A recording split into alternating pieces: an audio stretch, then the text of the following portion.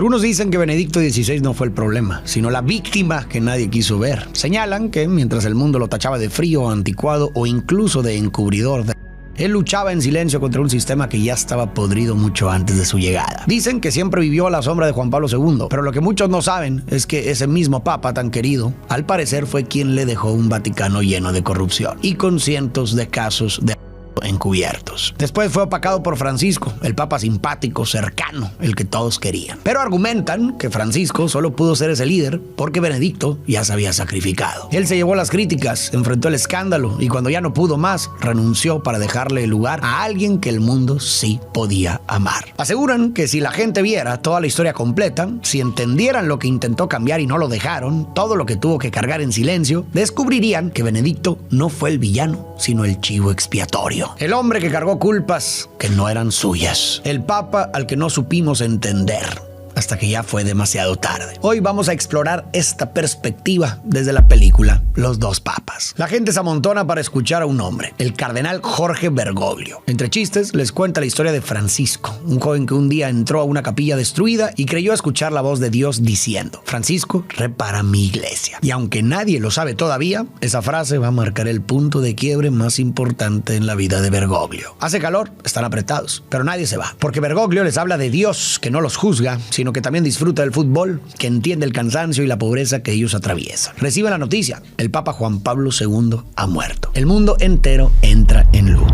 Juan Pablo II fue uno de los papas más queridos de la historia, y muchos dicen que hay dos razones que explican por qué. La primera es la que muchos conocen. No se quedó encerrado en el Vaticano dictando reglas desde lejos, sino que viajó a 129 países, caminó entre la gente, los abrazó, visitó hospitales, cárceles y barrios. Era carismático y cercano. Pero la segunda razón es más incómoda. Juan Pablo II fue tan querido porque no lidió con el trabajo más crudo. Mientras él cuidaba la imagen pública de la iglesia, dejó que la corrupción y los siguieran creciendo en silencio. Sabía lo que pasaba, pero eligió no actuar, para que nada manchara la reputación de la iglesia. Y así le dejó un problema enorme a su sucesor. No solo porque, después de alguien tan carismático, cualquier papa iba a parecer menos agradable, sino porque le heredó una iglesia al borde del colapso. Cualquiera que viniera después iba a ser un mártir. Desde todos los rincones del mundo, los cardenales viajan a Roma. Tienen la misión urgente: elegir al próximo líder de la iglesia. Y entre tantos nombres, hay uno que empieza a destacar: Joseph Ratzinger. Mientras Juan Pablo II recorría el mundo e inspiraba a millones, alguien tenía que quedarse atrás y defender la fe en un mundo que ya no creía. Había nuevos debates sociales, avances científicos y formas de pensar que chocaban con siglos de enseñanza católica. Alguien tenía que revisar cada tema, debatir cada dilema y decidir cuál sería la postura oficial de la iglesia. Y ese alguien era Joseph Ratzinger. Juan Pablo II confiaba tanto en su criterio que lo nombró prefecto de la Congregación para la Doctrina de la Fe, que este es el cargo más alto en temas de teología. Así que mientras el Papa era la cara visible del catolicismo, Ratzinger era el cerebro. Y como trabajaban tan de cerca, muchos lo veían como el sucesor natural, pero una cosa era cuidar la doctrina y otra muy distinta, gobernar toda la iglesia. ¿Realmente estaba preparado? Joseph repasa la lista de cardenales que asistirán al cónclave, la votación para elegir al nuevo papa. Aparece una foto que lo incomoda: Jorge Bergoglio, el cardenal que promueve una iglesia más abierta, más flexible. Joseph no podría pensar más diferente. Lleva décadas haciendo justo lo contrario, defendiendo la tradición, marcando límites, corrigiendo desviaciones. Para él, Bergoglio no solo está equivocado, sino que es una amenaza. Más tarde, Joseph está lavándose las manos cuando escucha a alguien silbando una canción. Es Bergoglio. Ratzinger, intentando ser amable, le pregunta qué himno es ese. Bergoglio sonríe: Dancing Queen, de ABBA.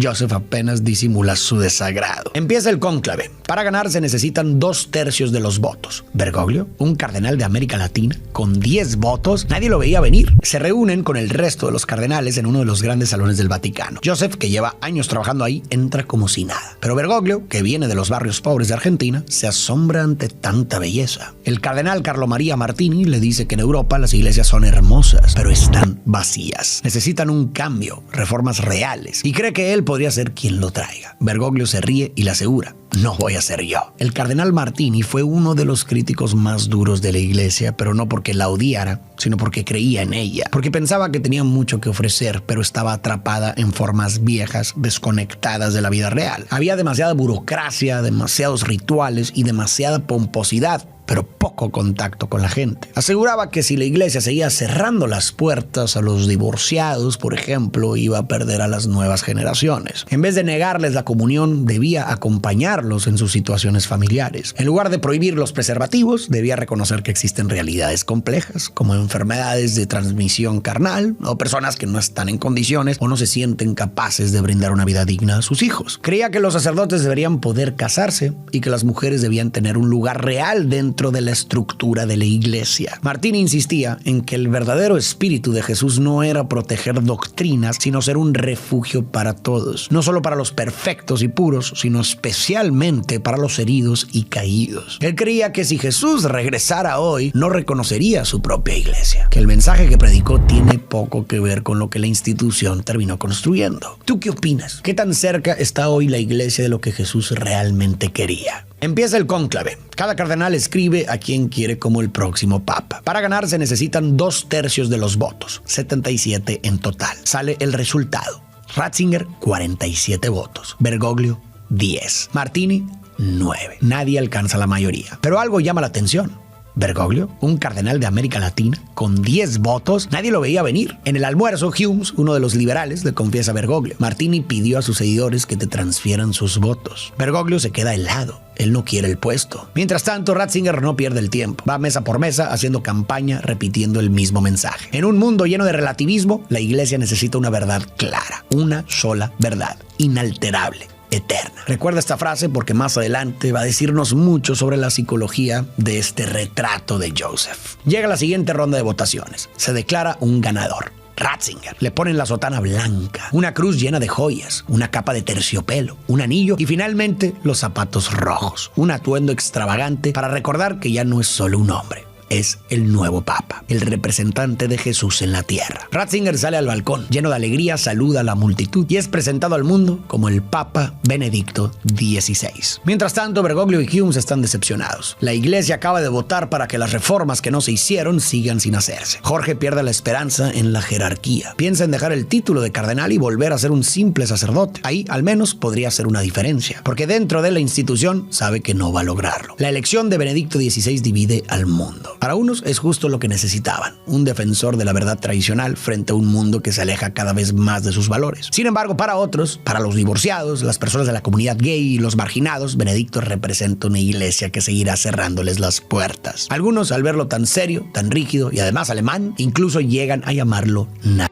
Irrumpe un escándalo en la iglesia, que revelan la corrupción dentro de la institución. Denuncias que fueron ignoradas o directamente tapadas. Pasan los años y en 2012 Jorge está listo para renunciar a su puesto como cardenal. Le envía su renuncia al Papa, pero este le responde que mejor viaje a Roma para hablarlo en persona. Irrumpe un escándalo en la iglesia. El asistente personal del Papa, Paolo Gabriel, filtra documentos confidenciales del Vaticano a la prensa que revelan la corrupción dentro de la institución. Dinero destinado a obras de caridad que nunca llegó a donde debía. Sobornos para conseguir contratos dentro del Vaticano. Grupos rivales peleando por controlar las decisiones del Papa. Denuncias que fueron ignoradas o directamente tapadas. El escándalo, conocido como Vatilix, mostró al Vaticano como un juego de poder, corrupción y traiciones. Y lo más grave, evidenció que el control se le estaba escapando de las manos a Benedicto. Eso hizo que muchos lo criticaran con dureza. Pero espera, ¿todo esto fue culpa de Benedicto? En realidad, parece que no. Los problemas de corrupción dentro del Vaticano venían de mucho antes. De hecho, buena parte se gestó durante el papado de Juan Pablo II, porque mientras él viajaba por el mundo para atraer más fieles, las responsabilidades administrativas que venían con el cargo quedaron descuidadas. Así, la curia, es decir, los funcionarios que se quedaron manejando el Vaticano, comenzó a acumular poder y a tomar decisiones sin mucha transparencia. Para cuando Benedicto heredó el puesto, el sistema ya estaba totalmente descompuesto. Es irónico y hasta trágico que Juan Pablo II sea tan amado y Benedicto tan criticado, porque uno de los errores más graves por los que se juzga a Benedicto, en realidad,